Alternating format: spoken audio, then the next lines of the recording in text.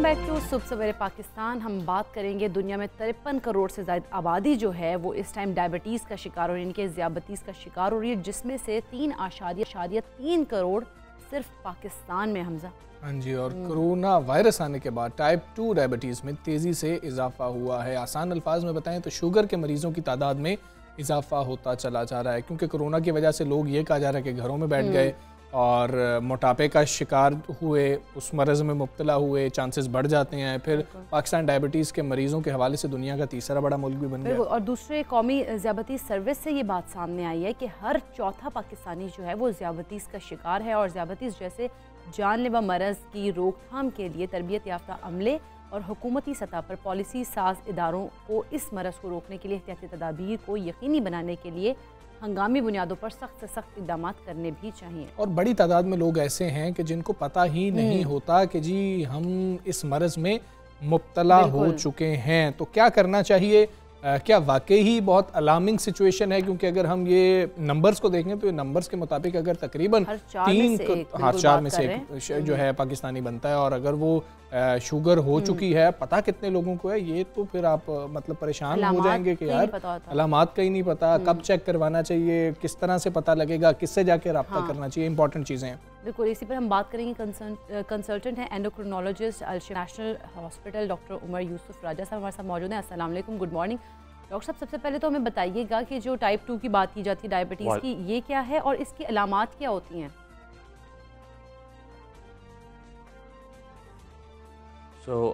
जैसा कि आपने अभी जिक्र किया है कि इस वक्त टाइप 2 डायबिटीज़ हकीकी पेंडेमिक है कोविड के अलावा।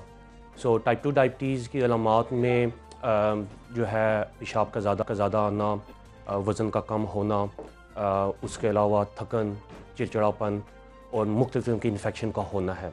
टाइप 2 डायबिटीज़ में इंसान जो है वो इंसुलिन जो है बना रहा होता है, लेकिन वो असर नहीं कर रही होती, और इसकी वजह से उसको ये अलामात होती हैं।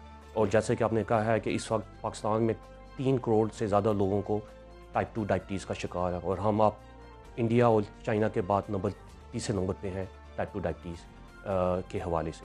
ठीक है, अच्छा डॉक्टर साहब ये बताएं कि इतनी तादाद में शायद लोगों को पाकिस्तान में पता नहीं है कि हम जो है इस मरज़ का शिकार हो चुके हैं। क्या ये साइलेंट किलर है? पता नहीं चलता आपको कि आप इस मरज़ का शिकार हो चुके हैं? दूसरा, ये प्री डायबिटिक क्या होता है सर? जी हाँ, आपने बिल्कुल सही कहा कि हमारे यहाँ बहुत से लोगों को टाइप 2 डायबिटीज़ का शिकार है और उनको इसका पता भी नहीं है। आई मीन एक स्टडी के मुताबिक तकरीबन 2 से 3 साल लगते हैं टाइप 2 डायबिटीज़ का पता चलते हुए लोगों को। इसलिए ये बहुत इम्पॉर्टेंट है कि आप अपने डॉक्टर के पास रेगुलर जाएं, ताकि आपका ब्लड शुगर चेक करके ये देखा जाए कि क्या आपको डायबिटीज़ है या नहीं है। यहाँ तक आपका सवाल का तरक है प्री डायबिटीज़ का, तो प्री डायबिटीज़ से पहले की स्टेज है, जहाँ पे ब्लड शुगर आपका 100 और 126 के दरमियान रहता है, या एक 3 महीने का टेस्ट होता है जिसको HbA1c कहते हैं, और वो 5.7 से 6.4% के दरमियान हो, तो इसको हम प्री डायबिटीज़ कहते हैं। प्री डायबिटीज़ में यह है कि अगर आप अपने खाने का ख्याल रखें, अगर आप रोज़ाना वर्जिश करें, तो आप इसको रिवर्स करके नॉर्मल भी हो सकते हैं। इससे ये बड़ा इंपॉर्टेंट है कि अगर हमें पता भी चले तो जल्दी पता चले, ताकि हम डायबिटीज़ की तरफ ना जाएं बल्कि इसको रिवर्स कर सकें। ठीक है। अच्छा डॉक्टर साहब ये बताइएगा कि जैसे हमने शुगर का टेस्ट का हम लोगों को इतना नहीं पता होता, हम लोग टेस्ट के लिए वैसे भी नहीं जा रहे थे, तो हमें अपने शुगर को टेस्ट कितने टाइम बाद करवा लेना चाहिए? तो देखें, ये डिपेंड करता है कि आपकी फैमिली में डायबिटीज़ की हिस्ट्री कितनी है, और पाकिस्तान के हिसाब से तो हर फैमिली में कोई ना कोई बंदा होगा जिसको टाइप 2 डायबिटीज़ होगी। तो उस लिहाज से बेहतर है कि कम से कम साल में एक दफ़ा तो आप ब्लड शुगर चेक करवा लिया करें। फास्टिंग ब्लड शुगर करवा लें, ये भी काफ़ी है। नहीं तो 3 महीने का टेस्ट होता है HbA1c, वो भी आप चेक करवा सकते हैं। अहम चीज़ ये है कि हर साल में एक दफ़ा कम से कम अपने डॉक्टर से मायना लाजमी करवाएं, ताकि आपको ये चेक किया जाए कि आपको टाइप 2 डायबिटीज़ है या ठीक है। अच्छा डॉक्टर साहब, हमें यहाँ पर ये भी बताइएगा कौन से लोग हैं जिनको ज़्यादा ख़तरा है कि वो इस मरज़ का शिकार हो सकते हैं, ये आप बता दीजिए। साथ ये बताइए कि बड़ी वजूहात क्या हैं, पाकिस्तान क्यों तीसरे नंबर पर है? तो मैं आपके दूसरे सवाल की तरफ पहले आता हूँ। पाकिस्तान में सबसे बड़ी वजह टाइप 2 डायबिटीज़ की ये है कि हमारा खाना जो है वो अब बड़ा मुरगन हो चुका है और उसके साथ जो हमारी वर्जिश है वो बहुत कम हो चुकी है। और ये दो सबसे बड़ी वजह हैं पाकिस्तान में डायबिटीज़ की इतनी बड़ी तादाद का होना। तो हमें अपने ग़िज़ा को सादा रखना चाहिए और हमें कम से कम हफ्ते में 150 मिनट की वॉक या वर्जिश करनी चाहिए, जो कि तकरीबन दिन का आधा घंटा बनता है। इसके अलावा हमारे यहाँ जेनेटिक पोटेंशियल भी है। पाकिस्तानी लोगों में टाइप 2 डायबिटीज़ की जेनेटिक रिस्क ज़्यादा है एज़ कम्पेयर टू आप दूसरी रेसिस को जिस वेस्ट में देख लें, तो उसके मुकाबले में हमारे यहाँ ये जेनेटिक पोटेंशियल भी ज़्यादा है। ये सब कम्बिनेशन की वजह से पाकिस्तान में टाइप 2 डायबिटीज़ की रिस्क ज़्यादा है और हम नंबर 3 पे हैं। जहाँ तक आपके पहले सवाल का तल्लुक़ है, किन लोगों में टाइप 2 डायबिटीज़ की रिस्क ज़्यादा बढ़ सकते हैं, तो जैसे मैंने बताया है कि अगर आपका वज़न ज़्यादा है, अगर आपकी फ़ैमिली में टाइप 2 डायबिटीज़ ज़्यादा है, अगर आपको दौरान प्रेगनेंसी औरतें जिनको डायबिटीज़ हो उनको भी बाद में टाइप 2 डायबिटीज़ के चांस बढ़ जाते हैं, अगर आपका जॉब ऐसी है जिसमें आप ज़्यादातर बैठे रहते हैं, ज़्यादा मुशक्क़त वाला काम नहीं है, अगेन आपका रिस्क टाइप 2 डायबिटीज़ का बढ़ सकता है। तो ये 3-4 मेन रिस्क फैक्टर्स हैं। अगर ऐसे रिस्क आप में मौजूद हैं तो बिल्कुल आपको अपने डॉक्टर से चेक करवाना चाहिए। ठीक है डॉक्टर उमर यूसुफ साहब, बहुत शुक्रिया आपका। सवेरे पाकिस्तान से आप बात कर रहे थे, बड़ा अहम मसला है जिस तरह से वो कह रहे हैं कि ये रियल पेंडेमिक है और तादाद बढ़ती चली जा रही है और हम लोग चेक नहीं करवा रहे हैं ख़ुद को। बड़ी सीधी सी बात है, आप लोगों की फैमिलीज़ के अंदर भी हर घर में अब तो कोई ना कोई शुगर पेशेंट मौजूद है। हमसा इतने जब हो मतलब पेशेंट की फैमिली में हो और हर घर में मतलब हो, एक ख़ानदान में अगर आप संजीदा ना लें तो फिर भी आप उसको संजीदा ले रहे हो, तब ये एक क्वेश्चन मार्क आता है कि आप अपने आप से कितना ज़्यादा संजीदा और अपनी सेहत के कितना ख्याल रख रहे हैं, तब आपके ऊपर ये बहुत ज़्यादा क्वेश्चन आता है। हाँ, उसको चेक लाजमी करवा लीजिए और बहुत ज़रूरी है कि हम चेक करवाते रहें, क्योंकि कई बीमारियाँ ऐसी हैं जिनका शुरू में पता लग जाए तो इलाज बेहतर तरीके से हो सकता है। और जैसे प्री डायबिटिक की वो बात कर रहे थे, जो शख्स होते हैं, अगर आपकी डाइट ही कंट्रोल कर ली जाए तो आप शुगर के मरीज नहीं हो रहे थे, आप उसको रिवर्स कर सकते हैं। जी, हम आगे बढ़ते हैं। बड़े सगीर पाको हिंद के अजीम रूहानी पेशवा हफ्ज़ ज़बान शायर ख्वाजा गुलाम फरीद रहमतुल्लाह के सालाना उर्स मुबारक की 3 रोज़ा तकरीबात का तीसरा और आज आखिरी रोज़ा। बिल्कुल, मुल्क भर से अक़ीदतमंद और ज़ायरीन की बड़ी तादाद मज़ार में मौजूद है। मज़ीद हम जानेंगे, हमारे नुमाइंदा जो है शहजाद पर मौजूद है। जी शहजाद, बताइएगा ज़ायरीन की कितनी बड़ी तादाद मौजूद है और आज आखिरी रोज़ है, दुआ भी होगी? जी बिल्कुल, अजीम रूहानी पेशवा हज़रत ख्वाजा गुलाम फरीद रहमतुल्लाह अलैह बरे सगीर पाक व हिंद के बहुत बड़े जो है सूफ़ी बुज़ुर्ग जो हफ्ज़ ज़बान शायर भी हैं, उनकी सालाना 124वें उर्स मुबारक की तकरीबात जो हैं जारी हैं। आज उर्स मुबारक का तीसरा और आखिरी रोज़ है और अक़ीदतमंदों की बहुत बड़ी तादाद जो है कोट मिठन शरीफ में यहाँ पर मौजूद है। कहीं पर जो है फरीदी रुमाल ख़रीदा जा रहा है, कहीं पर जो है हक फरीद या फरीद की जो है सदाएँ सुनाई दी जा रही हैं। बुज़ुर्ग, बूढ़े, बच्चे और ख़वातीन की भी बहुत बड़ी यहाँ पर तादाद जो है मौजूद है ज़ायरीन में से। और यहाँ पर जो है मुल्क से नामवर कवाल जो है हज़रत ख्वाजा गुलाम फरीद रहमतुल्लाह अलैह की मुख्तलिफ़ ज़बानों में लिखे गए सूफियाना कलाम को जो है बेहतरीन अंदाज में जो है पेश करके जो है ज़ायरीन के दिलों को ना सिर्फ महसूस कर रहे हैं, बल्कि जो है यहाँ पर लोग जो है इश्क़ मुस्तफ़ा के हवाले से जो काफ़ियाँ हैं, जो सूफियाना कलाम है हज़रत ख्वाजा गुलाम फरीद का, वो सुनकर महसूस हो रहे हैं। इसके अलावा आज जो है इख्तितामी जो है दुआएं भी की जाएंगी। जी, उर्स मुबारक का आज आखिरी रोज़ है। ज़ायरीन की बड़ी तादाद इस वक्त आ रही है और अक़ीदतमंदों की बड़ी तादाद वहाँ पर मौजूद है। हम आगे चलेंगे और हमने ख़ास तौर पर बच्चों की बात करनी है और दांतों के हवाले से बात करनी है, जिसकी तरफ हम तो ध्यान देते ही नहीं है। लेकिन पहले तो माएँ परेशान थी, बच्चों के दांत मतलब आ ही नहीं रहे थे, कुछ बच्चों के या कुछ बच्चों के बहुत जल्दी आए थे इस हवाले से भी। लेकिन बच्चों के जो दूध के दांत हैं उन पर निशानात और मोटाई को देखकर मुस्तकबिल में डिप्रेशन और दिमागी अमराज की पेशगोई की जा सकती है। ये एक रिसर्च सामने आई है, इस पर भी हमने बात करनी है। और वो जो मतलब ये कहा जा रहा है कि दांतों को देखकर, नकूश जो दांतों पर होते हैं उनको देखकर ये अंदाज़ा लगाया जा सकता है कि क्या कोई और बीमारी तो नहीं है या बच्चे डिप्रेशन में तो नहीं है। इस रिसर्च पे भी हमने बात करनी है। आजकल पेरेंट्स का जो सबसे बड़ा मसला है, बच्चों के दांत टेढ़े हैं। ये दांत टेढ़े आखिर हैं क्यों? दांत टेढ़े हो भी जाते हैं, मतलब एक टाइम होता है ठीक होते हैं, उसके बाद टेढ़े हो जाते हैं, वो भी बड़ा मसला है। रीजंस पे बात करनी है कि क्या वजह है, फिर इसके इलाज की बात करनी है, इलाज कैसे मुमकिन है और क्या बर वक्त इलाज या कोई टाइम है कि इसके बाद ही इलाज करना है। क्योंकि हम देखते हैं कि अक्सर हम लोग जब छोटे थे दांतों में कोई मसला हो रहा होता था बच्चों के, तो कहा जाता था कि नहीं ये थोड़ा सा बड़ा होगा ना तो फिर इसका कोई ट्रीटमेंट इसकी होगी। तो इन चीज़ों के ऊपर भी हमने बात करी। ऐसे भी देखते थे कुछ क्लास फेलोज भी है हमारे इर्द गिर्द, दो ऐसे होते थे जो जिन बच्चों को ब्रेसेस वगैरह लगे थे, तो बाकी जो है ना लोगों को थोड़ा ऑकवर्ड भी लगता है, पता नहीं ये क्या चीज़ है। तो अब वो जो है कुछ चीज़ें चेंज भी हुई हैं, कुछ जदीद तरीके भी आए हैं कि दांतों को सीधा रखा जा सकता है, वो भी जानना बहुत ज़्यादा बिल्कुल ऐसी है। डॉक्टर ज़ारा मसूद हमारे साथ इस वक्त मौजूद है, मारूफ डेंटिस्ट हैं। डॉक्टर ज़ारा अस्सलाम वालेकुम, गुड मॉर्निंग। सबसे पहले तो हमें ये बताएं कि दांतों को देखकर ये पता लग सकता है कि ये शख्स को कोई और बीमारी भी है या फिर ये डिप्रेशन में हो सकता है, जो रिसर्च सामने आई है इसकी बात करें? बिल्कुल ऐसा हो सकता है। और लास्ट टाइम भी जब मैंने शो में आई थी तो मैंने पूरा एक डिटेल टॉपिक इस पर कवर किया था कि कौन कौन से सिस्टमिक डिजीज़ हैं जो लिंक्ड हैं दांतों की उसके साथ। बहुत सारी उसमें अल्जाइमर डिजीज़ की मैंने बात की थी, इन्फेक्टिव एंडोकार्डाइटिस की बात की थी, डायबिटीज़ मेलाइटिस के अनकंट्रोल होने की बात की थी। तो डिप्रेशन को थोड़ा सा अल्जाइमर डिजीज़ के साथ अगर उस तरह लेके चला जाए तो वो डेफिनेटली।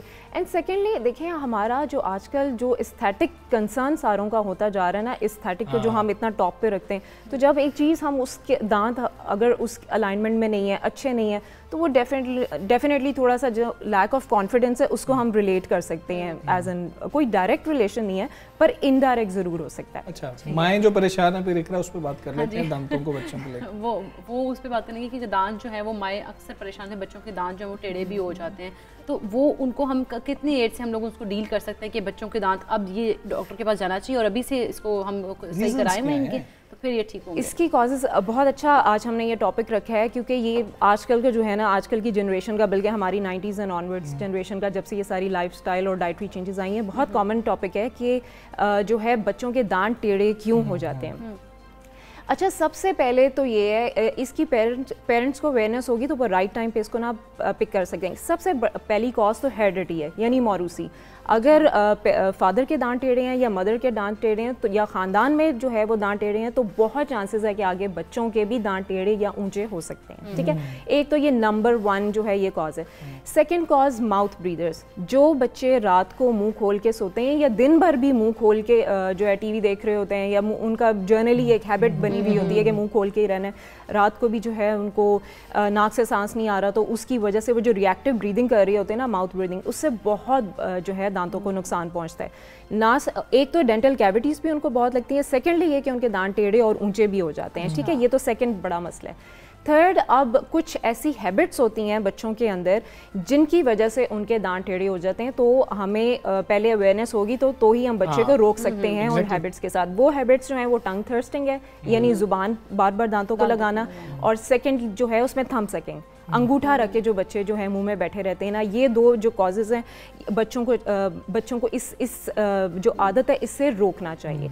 चौथी जो मेन वजह है दांत टेढ़े होने की वो है कि जिन बच्चों के जो दूध के दांत अर्ली शेड हो जाते हैं, अर्ली गिर जाते हैं, अपने टाइम से पहले ही गिर जाते हैं, तो जो नए आने वाले परमानेंट दांत होते हैं, टाइम ये होता है कि बच्चे के मुंह में 2.5 साल तक सारे दांत मुकम्मल हो जाते हैं जो दूध के दांत होते हैं। अब जो उसका शेडिंग का अमल है वो 6 साल की उम्र से शुरू होता है। जो नीचे वाले दांत हैं वो 6 साल की उम्र से शेड होना शुरू होते हैं और ये सिलसिला चलता है 12 साल तक। 12 साल की उम्र तक मुकम्मल जो है वो सारे जो दूध के दांत गिर के नए परमानेंट दांत आ चुके होते हैं।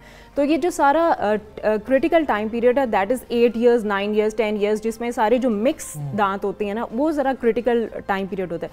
अब जिन बच्चों के दूध के जो दांत अर्ली कैविटीज़ की वजह से गिर चुके होते हैं, यानी सामने दांत ही नहीं होते, ये बहुत कॉमन मसला है। जो बेबी बॉटल सिंड्रोम एक कंडीशन होती है जिसमें बच्चे के सामने के ऊपर नीचे के दांत ही ख़त्म हो जाते हैं। तो जब उनके 6 साल की उम्र से नए आने वाले दांत निकलना शुरू होते हैं तो वो अनगाइडेड इरप्शन की वजह से वो टेढ़े हो जाते हैं, या वो आगे निकल जाते हैं या वो पीछे निकल जाते हैं या वो ऊंचे हो जाते हैं। तो ये चौथा बड़ा कॉमन मसला है। और जो है 5वां कुछ ट्रॉमा, अगर बच्चे को चोट लगी है बचपन में, उसकी वजह से जो है बच्चे के दांत जो हैं वो टेढ़े हो गए हैं। तो ये सारी जो है ये कंडीशंस हैं। अंगूठा डालना आपने बताया, बच्चे छोटे होते हैं वो खिलौने डालते हैं मुंह में, खिलौने तो एज अ सूदिंग वो डाल रहे होते हैं, ठीक है, खिलौने जो है वो उसका प्रेशर और है। खिलौना जब हम कभी भी हम खिलौना यूं डाल के उसको बाहर की तरफ एक्सर्ट नहीं करते, थंब की एक पर्टिकुलर डायरेक्शन है कि वो पैलेट पे जाके वो आगे वाले दांतों को पुश कर रहा होता है, यानी वो फॉरवर्ड जा रहे होते हैं, तो उससे फिर बाइट ओपन हो जाती है। जब सामने वाले दांत में नीचे वाले दांत के साथ ऐसे ऑक्लूड करना है, तो जब वो ऊपर को उठ जाएंगे, ऊंचे हो जाएंगे, तो डेफिनेटली ओपन गैप। अब हमने डॉक्टर ज़हरा के पास कब जाना है, जब क्या टाइम है कि हमें पता लगे कि आप डेंटिस्ट की तरफ जाने का वक्त हुआ चाहता है। अच्छा, जैसे मैंने कहा जो सबसे क्रिटिकल इसमें एज होती है ना, यानी जिसमें माओ को पता तो डेफिनेटली चल जाता है कि 8-9 साल की उम्र में कि मेरे बच्चे के दांत जो है ना टेढ़े हो रहे हैं, या फिर जो जॉ है उसकी थोड़ा एबनॉर्मल लग रहा है, ये आगे को निकल रहा है, या ये ऊपर वाला जॉ आगे को निकल रहा है, थोड़ा डेफिनेटली आइडिया हो जाता है। तो ये जो है ना सबसे बेस्ट टाइम है 8 साल, 9 साल, 10 साल कि एक दफ़ा डेंटिस्ट के पास आके ज़रूर चेक करा लें कि अगर इन केस कोई ऐसी एबनॉर्मेलिटी है जो जॉ की है या दांतों की है, तो वो उसी टाइम पे रोक ली जाए ताकि बच्चा फ्यूचर में ब्रेसेस के लिए जो है वो कैंडिडेट ना बने। और उसी वक्त हमारे पास कुछ ऐसे अप्लाइंसेस होते हैं जो हम उस ग्रोइंग एज में बच्चे की लगा दी जाती है ताकि उसी वक्त मेल अलाइनमेंट की तरफ, यानी दांत जो है वो टेढ़े हैं, जैसे रबर के सिलिकॉन के अप्लाइंसेस हमारे पास होते हैं, वो 7 साल के बच्चे को जो है या 8 साल के बच्चे को हम दे देते हैं, तो ताकि उसके जो नए दांत आए हैं परमानेंट वो सीधे आए। ठीक है, अगर वो टेढ़े हो गए हैं तो वो सीधे आए, लेकिन किसी वजह से अगर शऊर नहीं है, नहीं आ सके डेंटिस्ट के बाद और अब बच्चे के दांत टेढ़े हो गए हैं या जॉ नॉर्मल ग्रोथ कर गए, तो आइडियल जो बेस्ट एज है अब आगे मतलब ब्रेसेस के लिए, तो अब बच्चा जो है वो कैंडिडेट बन गया है। अब उसके लिए जो आइडियल एज है that is when all the permanent teeth have come, यानी 12 साल के बाद 13 साल की उम्र में बच्चे 13 साल की उम्र में बच्चे के सारे परमानेंट दांत आ चुके होते हैं। अब उसका राइट टाइम है कि वो ब्रेसेस आ गए। मॉडल्स भी आपके पास मौजूद है ब्रेसेस को लेके, और खासतौर पे बहुत परेशान रहती हैं कि ये तो नजर आ रहे हैं, लड़के भी बहुत, लड़के भी बहुत ज्यादा। अच्छा, हम सब बहुत परेशान, हम हमेशा ये कहते हैं कि सब बहुत परेशान है, लड़के बहुत ज्यादा इक्वल कैंडिडेट जा रहे हैं। अच्छा डॉक्टर साहब, जिस तरह से ब्रेसेस वगैरह का लग रहा था ना कि बहुत बुरे लगते, तो उसके भी कोई अब जदीद तरीके भी हैं, हमें वो भी बताएं। अच्छा बिल्कुल, दांत पूरी दुनिया में जो दांत इस वक्त सीधे हो रहे हैं वो ब्रेसेस के थ्रू होते हैं, और इसके अलावा और कोई मेथड नहीं है जो दांत सीधे करने के लिए। बाकी ऑनलाइन पेजेस पे जो कुछ भी है सब इट्स नथिंग लाइक दैट। ठीक है, ब्रेसेस हैं जैसे दांत, अब 5 तरह के ब्रेसेस हैं इस वक्त मार्केट के अंदर, मतलब डेंटल सर्जरीज में। मेटालिक ब्रेसेस हैं, सिरेमिक ब्रेसेस हैं, लिंगुअल ब्रेसेस, गोल्ड ब्रेसेस और अलाइनर्स। अब इनमें से जो हैं 3 मेरे पास यहाँ पर मौजूद हैं जो मैं दिखा दूंगी अपने ऑडियंस को। अच्छा, इसमें ये है मेटालिक ब्रेसेस और ये है सिरेमिक ब्रेसेस, ये ठीक है, ये तो बहुत कॉमन है मेटालिक ब्रेसेस, पूरा आधे से ज्यादा पाकिस्तान में जानते हैं सिर्फ यही। हाँ, लेकिन पूरी दुनिया में ये आउटडेटेड मेथड हो चुका है, पाकिस्तान में अभी भी ये जो है वो कॉमन है। अच्छा, इसमें ये है कि ये मेटालिक ब्रेसेस जो विजिबल हैं ये तो पता चलते हैं कि दांतों पे लगे हुए हैं, और जो सिरेमिक ब्रेसेस हैं ये इनविजिबल हैं। इन दोनों का डिफरेंस ये है, लेकिन है दोनों फिक्स ब्रेसेस। अच्छा, फिक्स ब्रेसेस का मतलब है कि ना तो आप इन्हें खुद उतार सकते हैं, ना तो खुद इनको लगा सकते हैं, आपको डेंटिस्ट के पास जाना है, हर मंथ जाना है और इसकी वायर चेंज करानी है, और इसके जो ब्रैकेट्स हैं अगर वो टूट गई हैं तो उसको एक आप परमानेंट कैंडिडेट बन जाते हैं, एक परमानेंट आपका विजिट जो है वो रहता है हर मंथ डेंटिस्ट के पास जाने के लिए। ठीक है, सेकेंडली ये कि इसमें कुछ इश्यूज क्लीनिंग के बहुत हैं। अच्छा। बहुत जो स्ट्रिक्ट जो है वो क्लीनिंग इसको फॉलो करनी पड़ती है, कुछ एक्स्ट्रा इंस्ट्रूमेंट्स होते हैं जिससे क्लीन करना पड़ता है। अगर आप इसकी क्लीनिंग नहीं रखेंगे तो plaque, dental cavities, bleeding gums, ulceration, ये सारे बहुत कॉमन जो है इसके जो हैं वो साइड इफ़ेक्ट्स हैं, आप कह लें कि मतलब disadvantages, not exactly side effect, disadvantages हैं इसके साथ। तो अच्छा, उसमें जो तीसरी और एक तो और इसके साथ जो जब ट्रीटमेंट हो रहा होता है पेशेंट का, तो वो अपना आफ्टर रिजल्ट नहीं देख सकता, टोटली वो रिलाई कर रहा होता है डेंटिस्ट के ऊपर कि उसका क्या आफ्टर रिजल्ट आना है।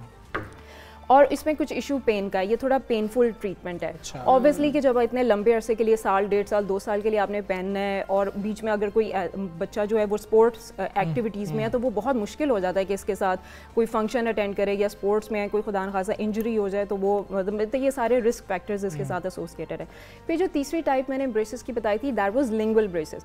लिंगुअल ब्रेसेस में क्या होता है कि अंदर की तरफ, यानी ये दांत के जो अंदर की तरफ ब्रेसेस लग जाते हैं वो भी फिक्स्ड होते हैं, और उसके साथ ये होता है कि ज़ुबान बहुत हर्ट रहती है, लेकिन उसकी अच्छी बात यह है कि वो बाहर जब दांत बंद होते हैं तो वो नजर नहीं आते। ठीक है, फिर जो 4th टाइप है वो गोल्ड ब्रेसेस के, पाकिस्तान में वैसे ही गोल्ड ब्रेसेस नहीं है क्योंकि दैट इज़ एक्सपेंसिव, क्योंकि वो गोल्ड प्लेटेड होते हैं। अब हम फिर जो अब जदीद तरीका इलाज है, ये जो सारे फिक्स ब्रेसेस मैंने अभी तक बताए हैं ये तो हो गए में आउटडेटेड। जितनी भी नई मॉडर्न डेंटल सर्जरीज हैं जो जिद्दत पसंदी पे और नई टेक्नोलॉजी को फ़ौरन अडॉप्ट करती हैं और ख़ुद भी अपनी ज़िंदगी आसान बनाती हैं, अपने पेशेंट्स की भी ज़िंदगी आसान बनाती हैं, वहाँ पर ये आ चुके हैं अलाइनर्स। ठीक है, अलाइनर्स जो हैं वो इनविजिबल प्लास्टिक की शीट्स होती हैं जो दांत के ऊपर इस तरह बिल्कुल पहन ली जाती हैं। बिल्कुल जैसे थोड़ा सा राइट पे अगर आप करें तो कैमरे की तरफ आ जाएगा, वो ज़रा देखते हैं। अब ठीक है? हाँ, अब ठीक है, ठीक है। अब जो अलाइनर की ट्रेस, अलाइनर को जो है रिमूवेबल ब्रेसेस भी कहते हैं, ट्रांसपेरेंट ब्रेसेस भी कहते हैं, और अलाइनर्स भी और इनविजिलाइन भी कहते हैं, ठीक है। ये तो इनके कॉमन 3-4 नाम हैं। अच्छा, उसके बाद इसको जो है पूरी जो ऑलमोस्ट इस वक्त दुनिया में तकरीबन इससे कोई 5 करोड़ केसेस ट्रीट हो चुके हुए हैं। वेस्टर्न वर्ल्ड तो बहुत आगे, और तकरीबन 20 साल से जो है लाइनर्स के साथ जो दांत सीधे हो रहे हैं। पाकिस्तान में भी ऑलमोस्ट 15 ईयर्स हो चुके हुए हैं इससे जो है वो। तो ये जदीद तरीका है इलाज के साथ साथ बहुत इफ़ेक्टिव और बहुत जो है वो पेनलेस प्रोसीजर है। ये 13 साल से ऊपर वाले बच्चों के लिए, 13 साल से ऊपर वाले बच्चों के लिए है, और इसकी कोई एज लिमिट नहीं है।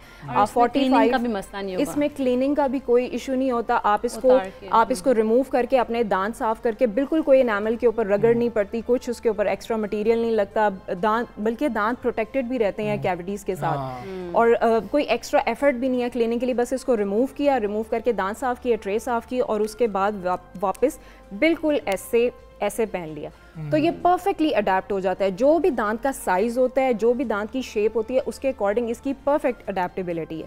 सेकेंडली ये है कि इट्स हाईली यूजर फ्रेंडली।